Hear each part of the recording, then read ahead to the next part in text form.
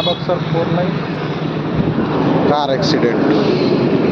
ये मारुति सुजुकी की Dzire new model गाड़ी है। देखिए इसका अभी एक्सीडेंट हुआ। हम लोग घर से आ रहे थे तो देखने को मिला। देखिए कैमरा भी है, नंबर प्लेट टूटा हुआ सब पूरा।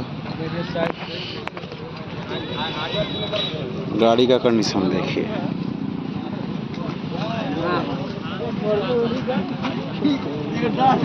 सारे एयर बैग खुल गए हैं। कोई यात्री जो कार में लोग थे किसी को कोई नुकसान नहीं है, थोड़ा बहुत चोट आई है।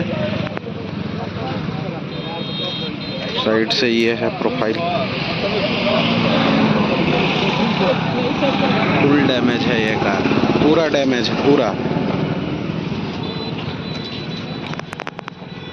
एयरबैग सारे खुल गए हैं।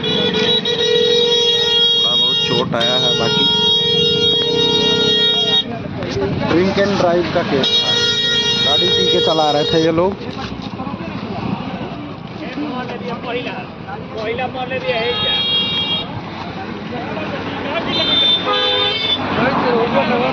पहले मतलब एजा पहले एक्सीडेंट भइल बा ना भैया, पहले में लड़ल।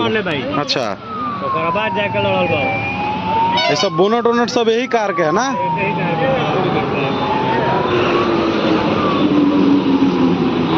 जबरदस्त।